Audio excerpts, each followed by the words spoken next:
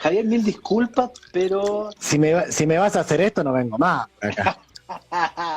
Disculpa, pero pasó que me censuraron por escuchar Californication de Red Hot Chili Peppers. Mirá vos, está Mira. bien, derecho de autor. Exacto. Ya, Javier, estamos presentando nuevamente quién era Javier, profesor de educación física, licenciado, y ahí quedamos.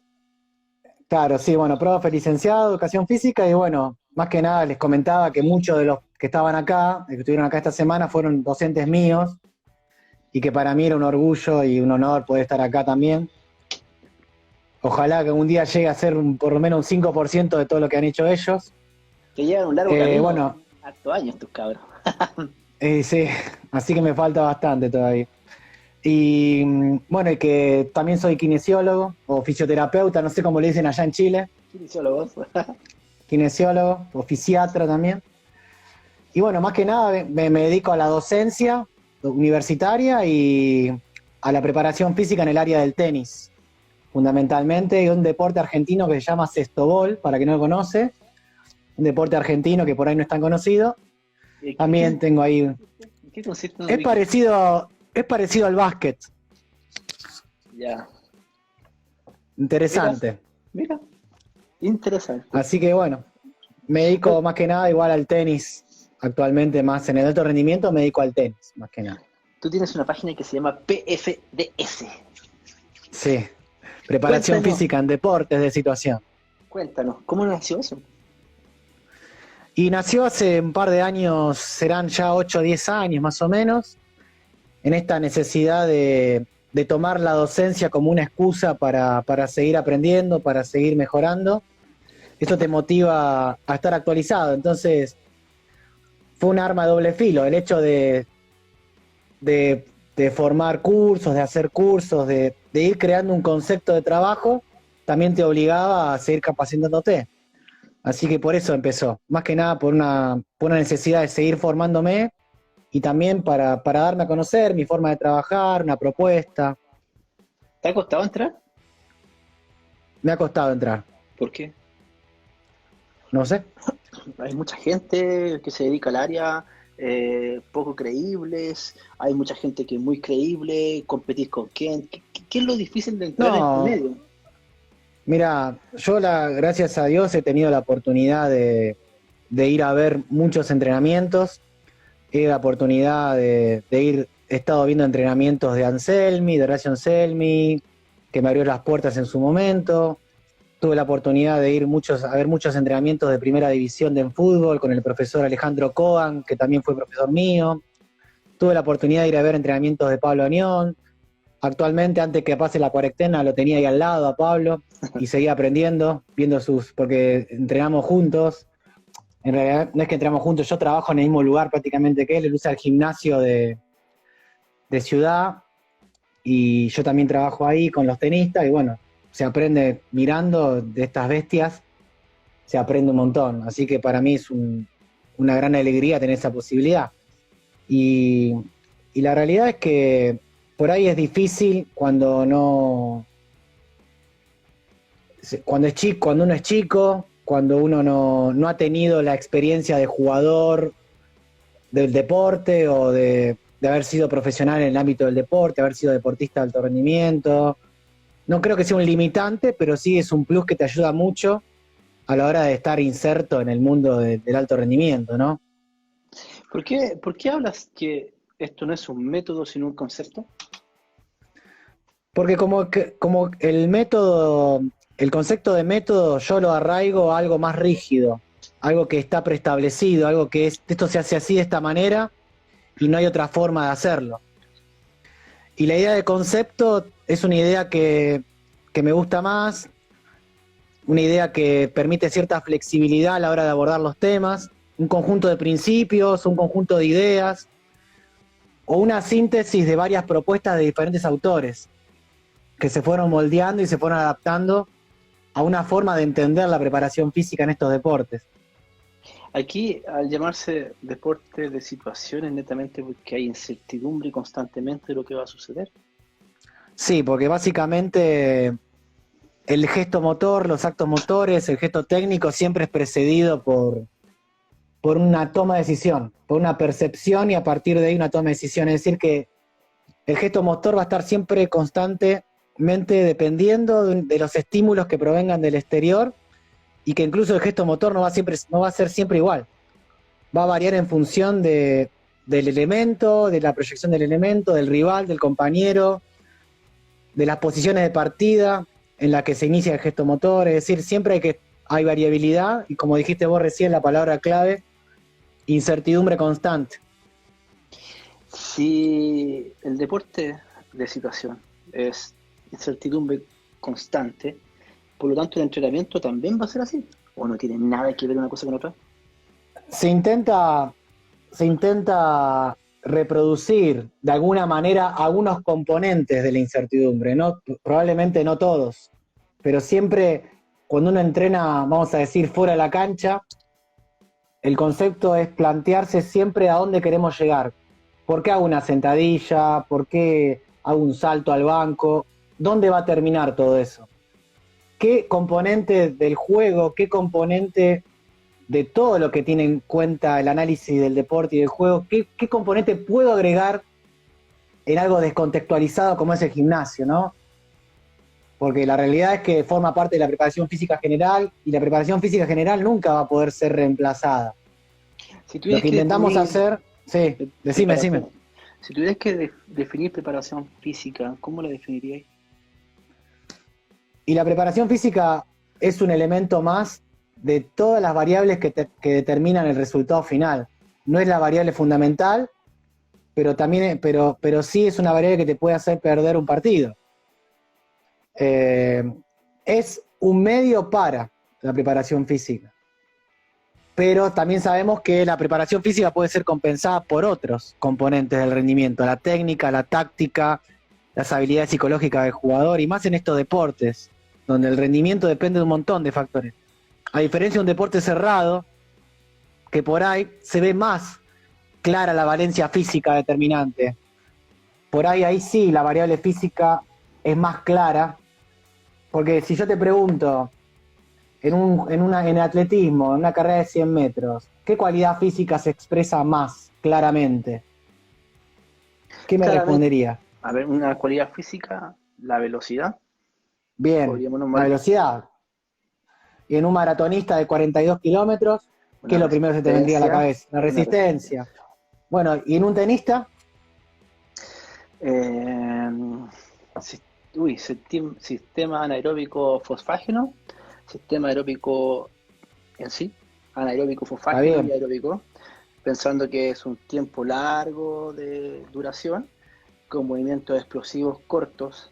Entonces, pensar que... ¿Te caíste? Pensar Me caí. Te impresionaste. Pensar que el deporte del tenis durará, ¿cuánto? 8 segundos, ir y volver. Pero juegan 5 horas. Claro, pero tiene una base aeróbica, lo cual no quiere decir que salgan a trotar 5 horas. Está bien. Entonces es otra forma de interpretación. Nosotros no podemos interpretar los esfuerzos de los deportes abiertos de la misma manera que los esfuerzos de los deportes cerrados, porque la lógica ya deportiva es distinta. Y por lo tanto también las demandas físicas se dan en un contexto de incertidumbre, las duraciones de los esfuerzos son distintos, la interacción de los sistemas energéticos son distintos. Es completamente distinto. ¿Qué deporte se considera como no deporte de situación? ¿Un levantamiento olímpico?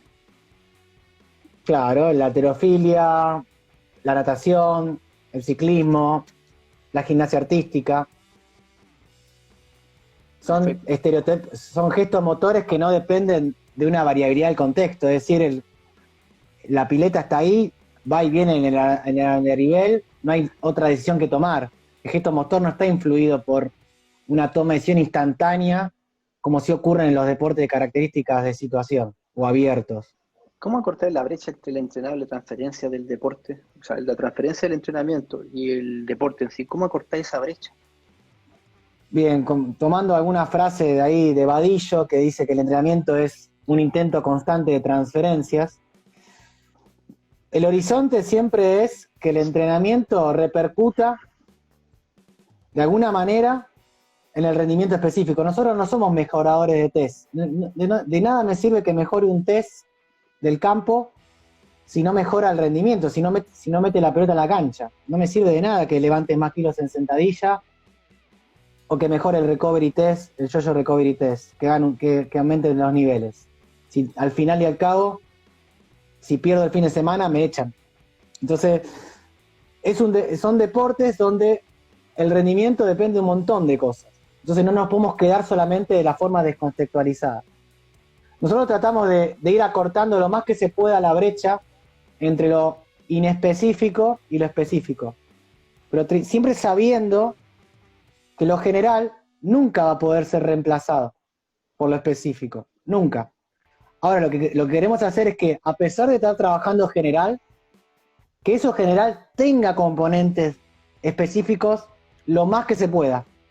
Lo más que se pueda cortar esa brecha que hay entre lo descontextualizado y lo contextualizado que sería la cancha.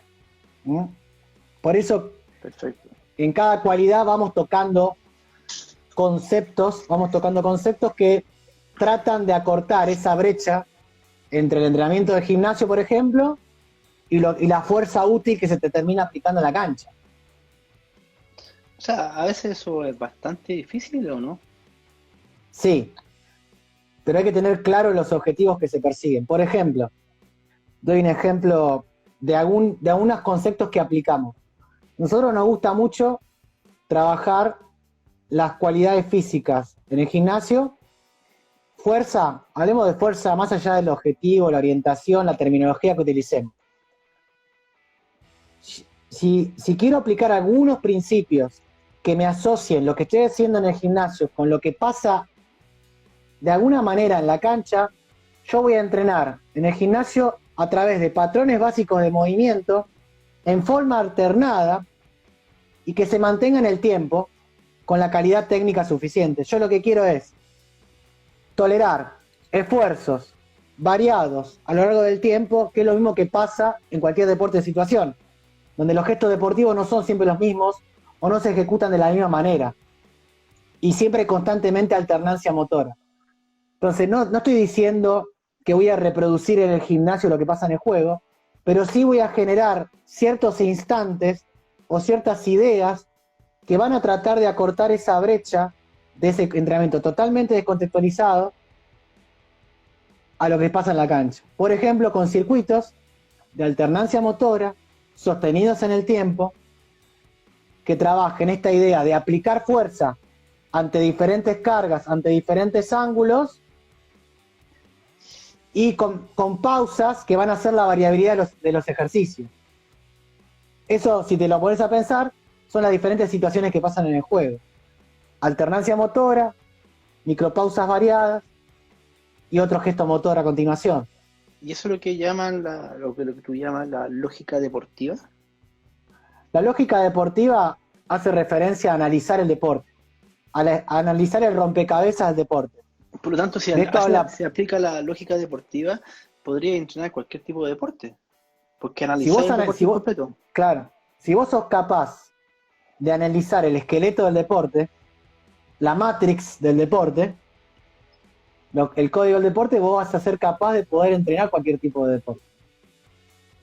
Si vos analizás y conocés los espacios de juego, los tiempos de juego, las características de los gestos motores, la característica de la interacción, si es oposición, cooperación, los estímulos, si son visuales, auditivos, kinestésicos, vos vas a poder entender el rompecabezas del deporte y vas a poder agregar ingredientes de esa especificidad que es el deporte en el entrenamiento general, y lo vas a poder ir cada vez acercando más a lo que se trabaja realmente en la cancha.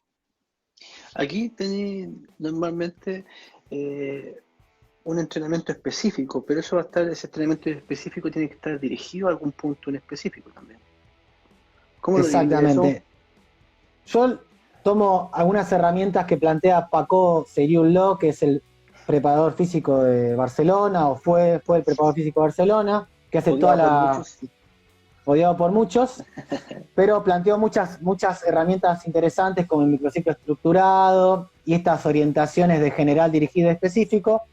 Tiene como 15 subdivisiones, yo tomé 3, general, dirigido, específico. Lo general es aquello que está más descontextualizado de la cancha. Pero nosotros siempre le agregamos componentes específicos, ya sea variables temporales, variables espaciales. Por ejemplo, cuando trabajamos la agilidad, vamos a trabajar la agilidad, esta capacidad de resolver problemas desde el punto de vista motor, con diferentes tipos de ángulos articulares, que se aplique fuerza en diferentes ángulos articulares, en distancias que sean relevantes para el deporte. No tiene sentido que el sujeto corra 100 metros en línea recta, si en la mayoría de los deportes van a ser cambio de dirección, multidireccionales, de 2,5 a 5 metros. Hay que analizar el deporte, hay que analizar las distancias, hay que analizar los tiempos. Y yo, a pesar de estar trabajando fuera de la cancha o incluso sin situaciones de toma de decisiones, el gesto se realiza en determinados espacios que tienen que ver con el deporte, en tiempos que demanda el deporte, en capacidad de freno y aceleración que demanda el deporte. Eso es ir aplicando el concepto PFDS. Que cada cualidad tenga alguna herramienta de lo específico, por más que esté trabajando fuera de la cancha, fuera de la capacidad de tomar decisiones. Aquí hay una pregunta, una consulta. El máster menciona a Vadillo dentro del entrenamiento, pero Vadillo menciona que los trabajos de transferencia no son recomendables para los deportistas, cualquiera sea. ¿Qué opina de eso de transferencia? No confundir el concepto de transferencia con que muchas veces se asocia a esta metodología de hacer una carga alta, por ejemplo, el 85% del RM, sentadilla, 4 repeticiones, y después a continuación hacer una carga ligera balística, como puede ser un salto al banco, drop jumps, etc. Eso es potenciación post-activación. Eso es un método de entrenamiento que se basa en diferentes teorías. Una es el reclutamiento de unidades motoras, que facilita el movimiento y permite aplicar más fuerza en menos tiempo. Pero el concepto de transferencia es cosas que entreno que benefician a cosas que no entrené aún, básicamente. Como el hecho de entrenar ciertas manifestaciones de la fuerza pueden ser beneficiosas en determinados gestos motores que se realizan durante el gesto deportivo. Esa es la idea de transferencia real. Esto que entreno, ¿cómo beneficia algo que todavía no entrené? Esa es la brecha que tratamos de acortar. ¿Dónde termina esa sentadilla? ¿Dónde termina ese sprint que hago fuera de la cancha? ¿Dónde termina esos lanzamientos con bouncing ball? ¿Qué transferencia busco al gesto específico? ¿Cómo acorto esa brecha?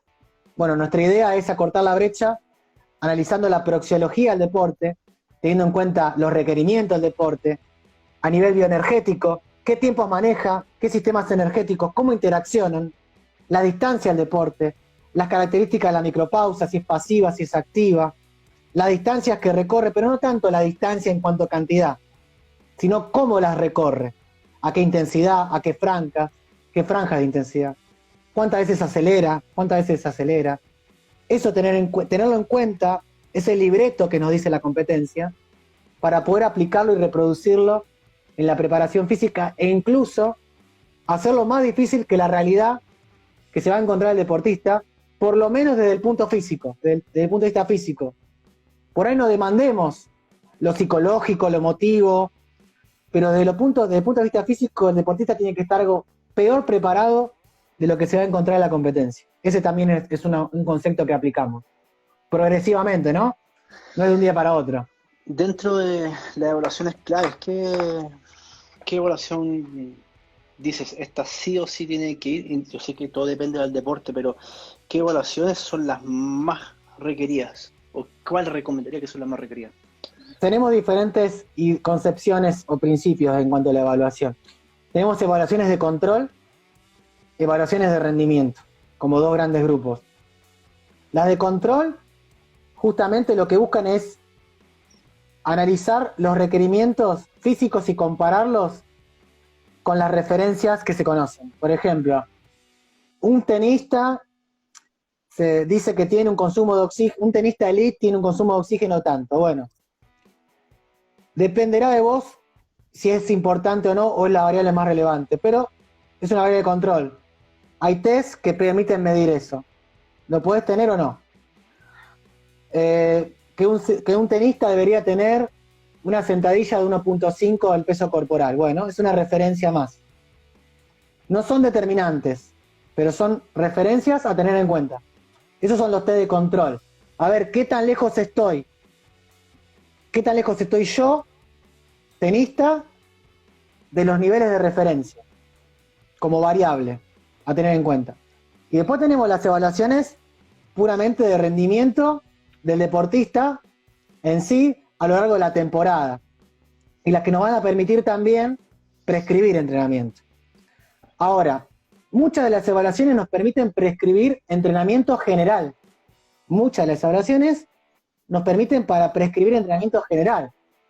A lo sumo, algo dirigido, pero específico muy difícil, al menos que tengamos tecnología que nos mida en situ, en vivo y en directo, las demandas físicas de la competencia y de los drills específicos. Pero en sí la mayoría de los tests con los que contamos, la mayoría de los preparadores físicos, son test de campo que nos van a permitir ver el rendimiento de hoy y planificar entrenamientos generales. Por ejemplo, veo que usan mucho el recovery test, el yo-yo de recuperación intermitente a nivel 1.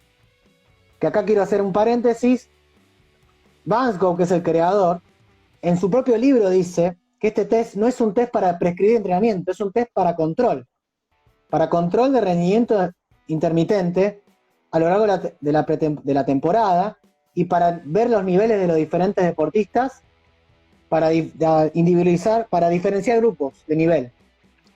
Es un error, de mi humilde punto de vista, tomar el test para prescribir. Sí para evaluar, pero no para prescribir.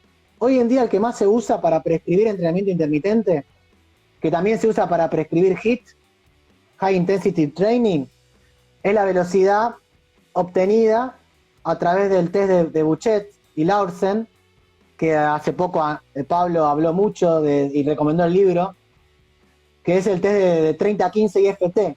Que el 30-15 IFT da una velocidad compuesta que tiene también mucha correlación con las demandas de cambio de dirección, micropausas para recuperación, tiene muchas cosas interesantes. Ese test sí nos puede servir para prescribir, pero volvemos a lo mismo, permite prescribir entrenamiento general, por ejemplo, pasadas. Ahora, ¿cómo hago esas pasadas de carrera? Un entrenamiento aplicando estos conceptos. Bueno, ¿me sirve a mí plantear pasadas 75 metros en un tenista cuando la mayoría de las veces lo máximo que va a hacer son 15 metros ida y de vuelta en la cancha? Y no me conviene mucho. Entonces me conviene hacer más distancias partidas, donde aumente el esfuerzo neuromuscular y lo compense con relaciones de densidad más altas. 15 por 25, 10 por 30, 10 por lo que sea, pero entender que a pesar de estar trabajando algo general e inespecífico, como es como es correr nada más, tratar desde el punto de vista praxeológico, analizar la lógica interna, analizar la distancia, acercarme lo más que puedo a las distancias y a los tiempos del deporte, y a pesar de estar trabajando general, tener componentes específicos, la distancia y los tiempos, por ejemplo, los frenados, acelerar, desacelerar. ¿Se comprende cómo se va aplicando esta idea de lo específico en lo general? O sea, al final lo que tú decías, tenés que abrir la matrix, analizar, decidir, tomar decisiones y ahí puedes tomar los test para evaluar, los test para prescribir y armar toda la figura. Dentro de todo esto, la fuerza, ¿qué lugar ocupa para el entrenamiento? Según tu visión. La fuerza, bueno, fuerza, se me trabó el chicle. Sí, de hecho están diciendo que les perturbaba tu chicle. Fuerza, resistencia, agilidad, hablamos nosotros, como las tres cualidades importantes en un deporte de situación.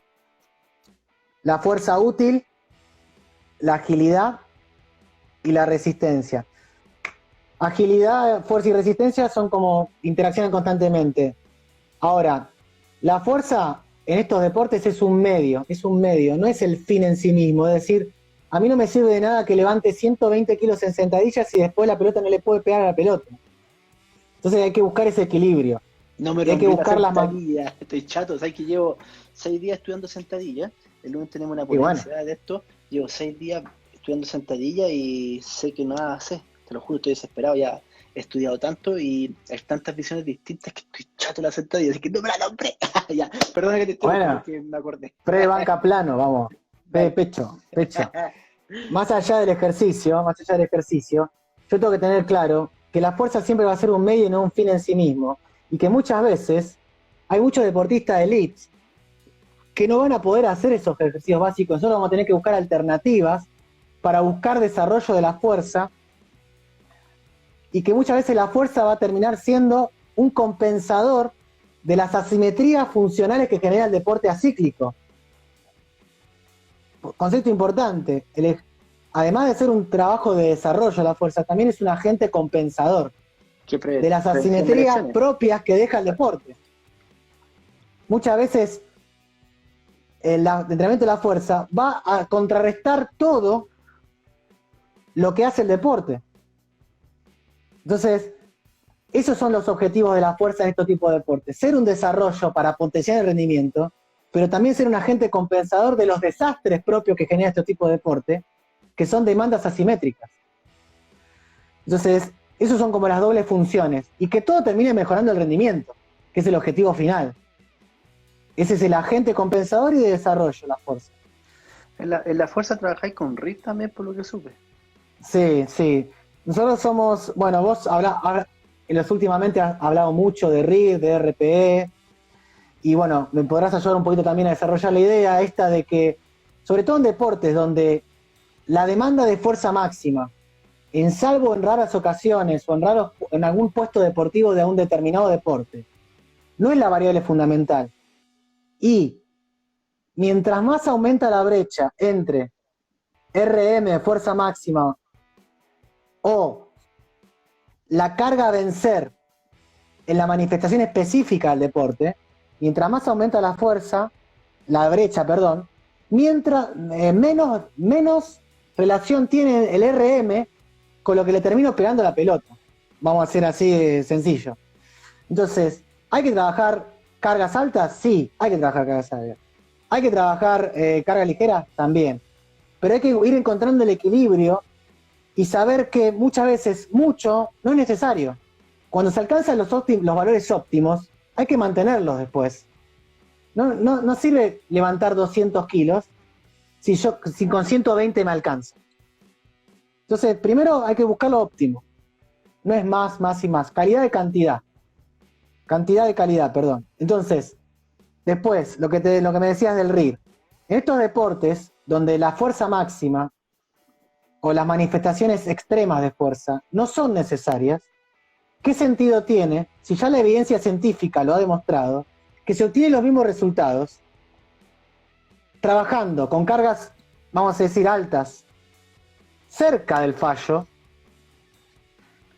y además generando menos fatiga residual, que muchas veces en estos deportes es fundamental trabajar en calidad técnica? Porque constantemente esa calidad técnica tiene que tomar decisiones. Entonces, trabajar lejos del fallo o no tan cerca, en la mayoría de los casos, evitar esa fatiga residual que me va a condicionar las otras cualidades que tengo que entrenar, porque encima estos deportes hay que entrenar todos los días. Hay que entrenar la fuerza, la resistencia, la agilidad, el nombre que le quieras poner, pero hay que entrenar todo, porque es multifactorial. Entonces, es importante evitar fatigas residuales, evitar excesos, entrenar lo óptimo. Por eso trabajamos con RIR de 2, RIR de 3. Sabemos que las últimas 5 repeticiones son las más efectivas, o las 3 últimas ya logran quedar a 3 del fallo. Son los mismos objetivos cuando se labura con cargas altas. Entonces, ¿para qué voy a llevar a ese extremo a un deportista que no tiene sentido y que tampoco es especialista en esas cargas? No le va a terminar generando ningún beneficio extra. Qué rico escucharte. Ojalá escuchara más gente esa parte. Oye, aquí dice al final, lo más importante es determinar qué tipo de fuerza estás estimulando. Sí, a ver, tampoco me gusta tomar al extremo lo que la propuesta de Vadillo, que es trabajar siempre a partir de la velocidad y esta posibilidad de medir la velocidad de ejecución a partir de la fase concéntrica de la primera repetición y ver el porcentaje de pérdida de velocidad. hemos desarrollado estrategias para trabajarlo de esa manera, sin la necesidad de tecnología, gracias también a sus estudios, esto de saber que si nosotros trabajamos con el 50% del carácter del esfuerzo, es decir, puedo hacer con el peso de 6, hago 3, estoy trabajando el 50% del carácter del esfuerzo, seguramente en la serie perdí menos del 20% de velocidad de ejecución. Claro. Hay esas relaciones, bueno. Pero también no está mal trabajar por momentos más cerca del fallo y por momentos más lejos del fallo, porque tenemos que ir viendo que al sistema nervioso hay que darle variabilidad de estímulo, hay que adaptarlo a diferentes demandas. Es cierto que a lo largo de la temporada me va a convenir trabajar más cerca del carácter del esfuerzo intermedio, un poquito más, un poquito menos, pero trabajar ahí siempre, no confundir velocidad gestual con intención de mover las cargas a alta velocidad. Siempre el empeño tiene que ser desplazar la carga a la mayor intensidad posible y siempre tener alternancia motora, que la recuperación sea la alternancia motora. Pasé de press de banca plano, 6 RIR 2, hago 4 en el peso de 6. Entre que cambié de estación, ejercicio, me voy a hacer, qué sé yo, estocada búlgara, 8, 6 con el peso de 8. Esa dinámica trabajamos nosotros. Si ejercicio es un básico bilateral, probablemente haga un ejercicio unilateral, que probablemente sea menor demandante para el sistema neuromuscular, pero también estoy trabajando un componente de estabilidad y fuerza y variabilidad de ángulos, que es muy importante en los deportes de situación. Alternar un pie con 2 pies, más allá de que la evidencia también dice que se consiguen los mismos resultados a la larga, tanto con ejercicios unipodales y bipodales, aprovechar el concepto de la variabilidad motora y no volverme tan loco de, tengo que hacerlo con 2 pies o con un pie. No, variabilidad motora. En el deporte de situación aplico fuerza con los 2 en el piso, pero también con 1. Empujo con 1, empujo con los 2.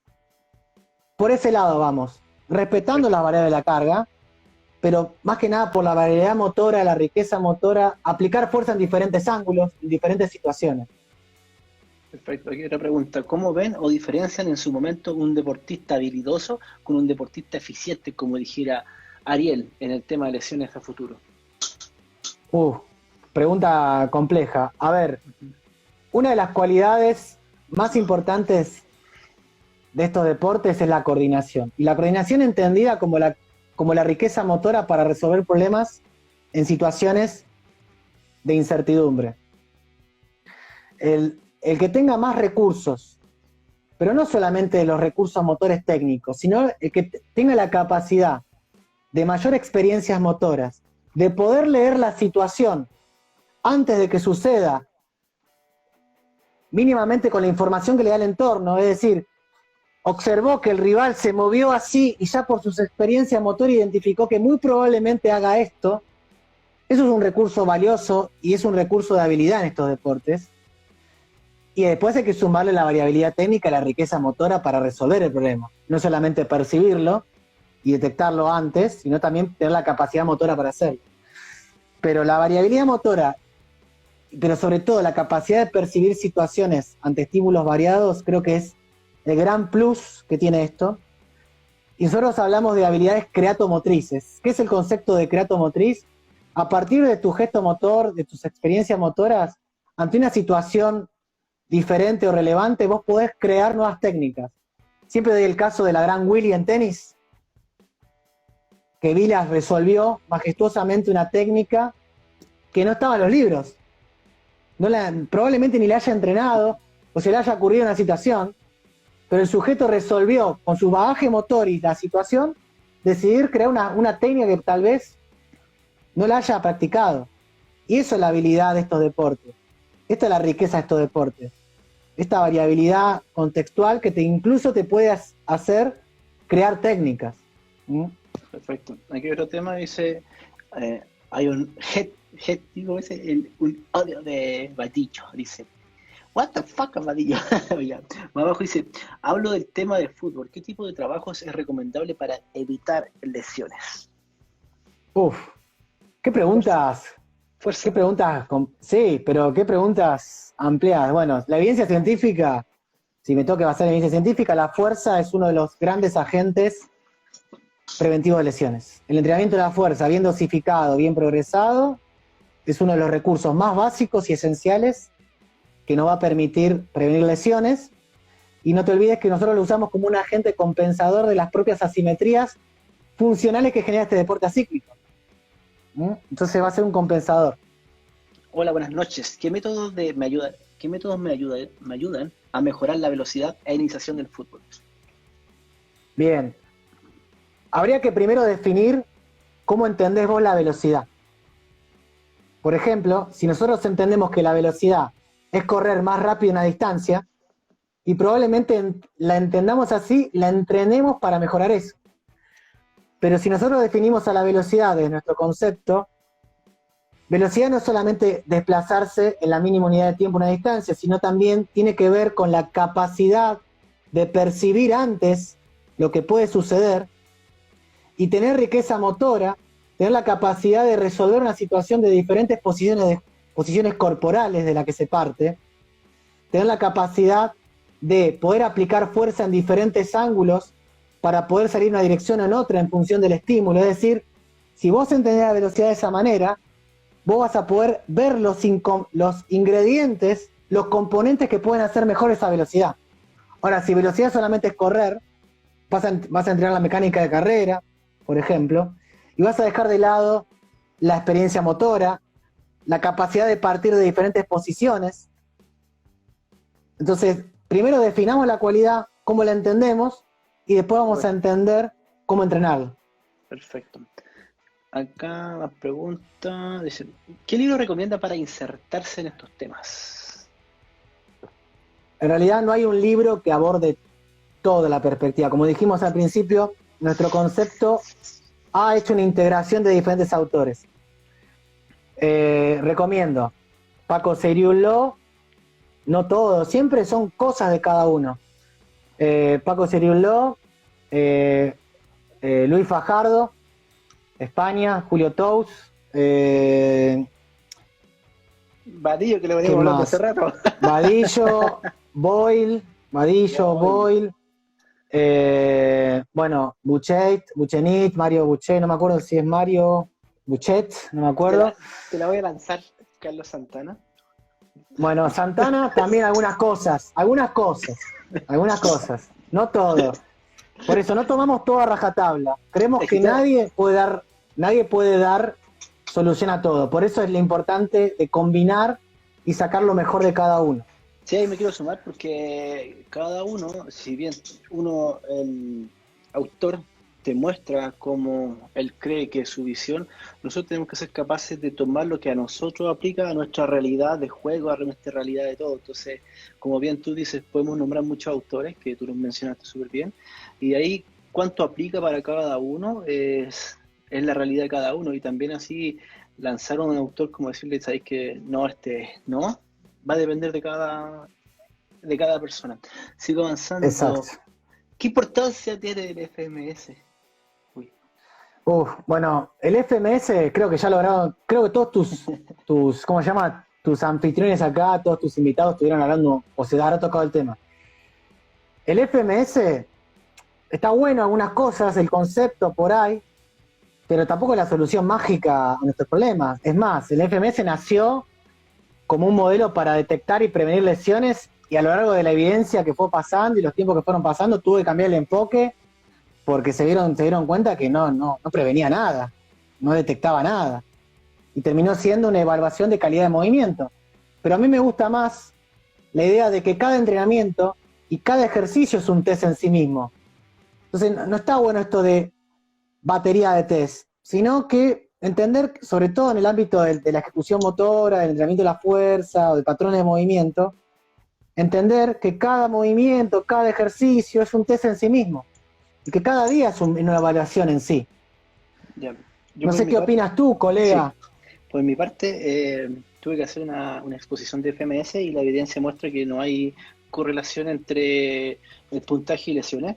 solamente la correlación que se vio fue en deportistas de fútbol americano y aún así una correlación baja, eso por un lado. Si bien es un test que si lo evalúas tú o lo evalúo yo o lo evalúa Juanito, le va a dar el mismo resultado porque es muy fácil de medir, por eso que te dicen que es un test que sí tiene una relación entre los medidores, pero no te va a decir que si tú tienes 19 en puntaje vaya a ser Goku y si tienes 8 vaya a quebrarte mañana, no tiene esa relación. Exacto. Yo siempre lo recomiendo que lo tomen porque es la puerta de entrada para abrir la mente, porque ahí vaya a poder ver en qué momento tu pie colapsa, en qué movimiento tu rodilla va a algo, por qué va a algo, empezáis a abrir la mente. Pero tomarlo yo no lo tomo, de hecho solamente rescato la sentadilla de arranque que la utilizamos. Claro, tomar Y algunas cosas, no claro, va a tomarlo como depender, una totalidad. claro, en tu caso me imagino que por el deporte va a depender lo que quieras evaluar Exacto. para Por poder ahí le doy entender. más relevancia al reach posterior, para ver algo, en el tenis. Claro, pero Eh, sumarlo como puntaje, como screen que lo plantearon, no creo que no aplica porque no hay evidencia. Sigo bajando, estimado. A ver. exacto. Cada libro tiene un poco. ¿Qué opinas de la metodología Exos? No la conozco a profundidad. No la conozco a profundidad la Buena. metodología Exos. Yo no he tomado los cursos, pero sí veo, igual que el FMS, sí veo un pre-curso y un post-curso. O sea, las personas que han tomado, cuando tú los escuchas antes del curso, toman el curso y salen del curso, tienen una visión distinta. Lo mismo sucede con el FMS. Cuando tú tomas el FMS y sales del FMS, tienes una visión distinta. Y sí he tenido la suerte de ver los videos pirateados y he tenido suerte de leer y bien, andan bueno, sobre todo los patrones de carrera, como todo, nuevamente hay unas cosas que uno no puede estar de acuerdo y otras cosas que sí. Sigo bajando. Exactamente. ¿Cómo aplica los trabajos pliométricos en infantos juveniles? Bueno, a ver, multisaltos, no vamos a hablar de pliometría, vamos a hablar de multisaltos en esas etapas, pero cuando cuando hacemos estos trabajos de multisaltos hacia la pliometría, más allá de la base técnica que tiene que tener, de la fase de amortiguación, de toda la adaptación progresiva para evitar todo tipo de tendinopatías, de osteocondritis, lo que sea, siempre tratamos de respetar alguna variable de la especificidad del deporte que está haciendo el chico, la chica, lo que sea. Tiempos, trabajar por tiempos que estén asociados al deporte, pausas que estén asociadas al deporte, multisaltos que acompañen a un gesto del deporte. En el tenis se usa mucho el split, ir a pegar, el split, ir a pegar, por ejemplo, y estás haciendo multisaltos y estás haciendo iniciación a la pliometría. Dejarse caer de algún lado, rebotar y volver a salir, pero siempre trabajando en tiempos y variabilidad motora, aplicación de ángulos diferentes de fuerza, que es lo que va a pasar en el deporte. No el hecho simplemente de tocar el piso y saltar, sino que esté asociado a algo que tenga que ver con el deporte, ya sea tiempo, duración, variabilidad motora, ángulos articulares, dirección a la que va a salir, trabajar desde la multilateralidad, un pie, dos pies, diferentes variantes, variabilidad, riqueza motora. Acá hay otra pregunta. Me acordé la palabra. Era que el FMS es un test confiable. Significa que es confiable y que si tú lo haces, yo lo hago, lo hace cualquiera sea. Intraevaluador, interevaluador. Exacto, test confiable, ya. ¿En qué etapa de la pretemporada en el fútbol juvenil se trabaja la fuerza y cuál sería la mejor metodología? Bien, en cuanto a la pretemporada y sobre todo en etapas formativas, nosotros creemos que las etapas formativas son una pretemporada de 10 años. Es una metáfora, sino que se trata de pensar a largo plazo. A mí no me interesa que sea campeón sub-12 del mundo, a mí me interesa que sea campeón a los 30, a los 25. Claro. A eso apuntamos. Nadie se acuerda de los campeones sub-10. Pero pensamos en la formación a largo plazo. Si estamos hablando de rendimiento deportivo, y el tema de las pretemporadas, en estos deportes, en ningún momento la preparación física debería superar ni en tiempo ni en importancia a la preparación táctica y física, táctica técnica, estratégica. La preparación física está al servicio de los planteos del entrenador. Entonces, en la pretemporada, esos antiguas pretemporadas, soy el preparador físico, 3 semanas seguidas de físico no tocan la pelota. No sirve, no sirve, no sirve. Falso. A lo sumo, como lo único que puede pasar es 50 y 50 con toda la furia, 50 y 50 de preponderancia en la pretemporada. Pero siempre va a ser a favor de lo técnico-táctico, es lo más importante. No sirve de nada si no saben jugar el deporte. Pueden correr maratones, pero no sirve de nada. Entonces la pretemporada tiene eso. Te va a preparar para los primeros partidos, no te va a preparar para todo el año. Otro mito. Claro.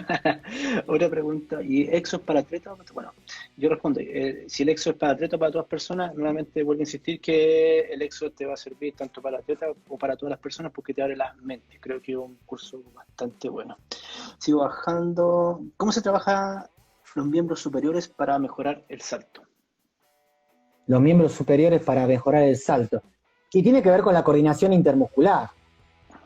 La variabilidad motora te va a permitir eso, mejorar el salto a través de la influencia del tren superior, evaluarlo a Balakov, típica, o saltar y alcanzar, para ver cómo influye, comparar el contramovimiento con la Balakov y ver cuánto influye la incorporación de los brazos al gesto global, y ahí empezar a ver qué déficit tenemos de coordinación intermuscular. Sería un primer paso para pensar en la mejora. Pero la variabilidad motora, ejercicios con Medicine Ball. Perfecto. ¿Cuál es la etapa sensible de la coordinación y del trabajo de fuerza? Bueno, los libros de psicomotricidad te dirían 8 o 9 años, la etapa de oro del sistema nervioso central. La realidad es que la coordinación se puede mejorar en todo momento. Es cierto que vamos a tener más neuroplasticidad en etapas tempranas y va a depender mucho de la experiencia previa. Pero la coordinación entendida como la capacidad de resolver problemas motores, uno puede aprender toda la vida a resolver problemas motores. Ahora, si la coordinación es la excelencia técnica, el gesto motor biomecánico perfectamente ejecutado, y no creo. El que no lo hizo antes, Juancito, no lo va a poder hacer Juan de grande. Pero bueno, pongamos el ejemplo de Nadal. Nadal, desde el punto de vista técnico, Nadal, como tenista, no es un excelente técnico, pero ha compensado con otras cualidades sus déficits técnicos y ha mejorado muchos recursos técnicos de grande. Nadal iba a saludar a la red nada más. Iba a saludar nada más. Ahora te define puntos en la red. Bueno, eso te demuestra cómo la coordinación entendida como la capacidad de resolver problemas se puede mejorar. Perfecto. La agilidad. ¿Cuál es el punto importante dentro de tu planificación? La agilidad, por un lado, la agilidad está compuesta por todo esto, un poco por todo lo que fuimos hablando, por la velocidad, por la capacidad de acelerar, de frenar, de cambiar de dirección, del ciclo de estiramiento-acortamiento. Es como todos los componentes físicos que a juntarse pueden formar la agilidad. Esta agilidad como capacidad de resolver problemas. Ahora, la agilidad, uno dice agilidad, bueno, lo evalúo con el T-test, el test de la T. Voy 9 metros para adelante, 5 para un lado, 5 para otro, vuelvo. Pero la agilidad no es solamente eso, la agilidad es resolver problemas o ser capacidad de acelerar, de frenar, de cambiar de dirección en función de un estímulo. Y un estímulo que no se puede prever. Eso es la agilidad. Entonces, nosotros podemos entrenar componentes de la agilidad, pero la agilidad se entrena en el juego. Se entrena con el juego reducido, se entrena con el deporte. Nosotros vamos a poder influir, entrenando la fuerza, la capacidad de frenar, de acelerar, pero la agilidad propiamente dicha se entrena en el juego. Y eso lo tenemos que tener claro. Otra pregunta. Hola, ¿cuántas sesiones de fuerza en gimnasio aplicarías para deportistas de alto rendimiento? Mirá, yo tuve la oportunidad de entrenar, actualmente entreno deportistas de alto rendimiento y tuve la oportunidad de entrenar deportistas como Diego Schwarman, Horacio Ceballos, tenistas, y tuve la oportunidad de entrenarlos un año, estuve en el equipo de colegas trabajando ahí, y el gimnasio era todos los días. Lo que va a cambiar son las variables de la carga, lo que va a cambiar es la orientación, lo que va a cambiar es qué viene después, qué viene antes. pero siempre un estímulo de gimnasio, ya sea orientado a la recuperación, orientado al desarrollo, orientado a la activación, orientado a la compensación. El gimnasio se entrena todos los días, la cancha se entrena todos los días, la agilidad se entrena todos los días. En estos deportes todo se entrena todos los días. Lo que va a ir cambiando es el tiempo, la preponderancia, la duración, pero estos deportes tienen esta gran dificultad y a la vez riqueza de encontrar y tratar de que todo encaje en función de la competencia. Y más en el tenis, que se puede estar entrenando y se puede estar compitiendo. Y se puede estar compitiendo todos los días. Perfecto. ¿Qué importancia le das al trabajo del core? Preguntan acá. El core es importante, es una variable importante. Nosotros tenemos diferentes orientaciones, activación en la entrada en calor o el acondicionamiento en activación, cuando realmente es necesario, y progresarlo hacia ejercicios de mayor demanda de lo que nosotros llamamos instantaneidad o aplicación de fuerza a altas velocidades o aplicación de fuerza en diferentes ángulos y permanecer estable para poder transmitir bien la fuerza de abajo hacia arriba o de arriba hacia abajo. Pero una vez que el deportista ya ha alcanzado ciertos niveles de fuerza, que ha trabajado con ciertos niveles de carga, ciertos porcentajes o ciertos kilos que representan ciertos niveles de peso corporal, el trabajo de core pasa a un segundo plano porque ya lo tiene. Ya lo tiene y le puedo dedicar tiempo a otras cosas, que es una de las variables tan importantes, que es el tiempo. No tenemos tiempo para trabajar tantas cosas en estos deportes. Claro. Por eso yo también digo que la resistencia es una cualidad integradora. La resistencia es una cualidad integradora que te permite trabajar muchas cosas a la vez.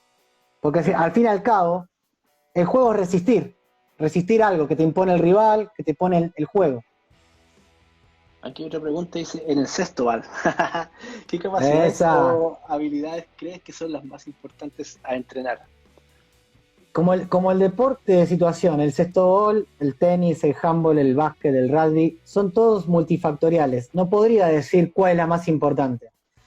Pero desde el punto de vista de cómo es el deporte, podríamos hablar de que la capacidad de salto, la capacidad de ciclos de estiramiento, acortamiento cortos en determinados puestos y largos en otros. Como todo deporte de situación, hay que trabajar todo y después, en función del puesto, en función del nivel, vas a ver qué requerimientos pesan más que otros. Pero la realidad es que son todas importantes. Perfecto. Querido, se nos acaba el tiempo. Uy, cómo pasó volando. Pasó volando. Oye, te impresionante. Quiero dar las gracias a nombre de todos los que están acá, de las 82 personas que están en este momento escuchándote. Te doy las gracias. Me alegro mucho. Gracias por esa hora de cuarentena que nos dedicaste. Espero tenerte en la segunda temporada. Así que desde Chile te mando un abrazo bien fuerte, querido amigo, y nos estamos contactando. Y los invito a que me visiten por acá, ¿eh?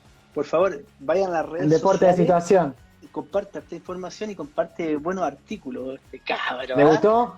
Sí, me alegra. Así que muchas gracias por todo, porque eso requiere tiempo, que todavía no me das el secreto, pero te lo agradezco. Muchas gracias. ¿No tener novia puede ser el secreto? Puede ser. Ya, nos vemos, che. Estamos en contacto. Chao. Que estés gracias bien. Por todo. Chao. Saludos.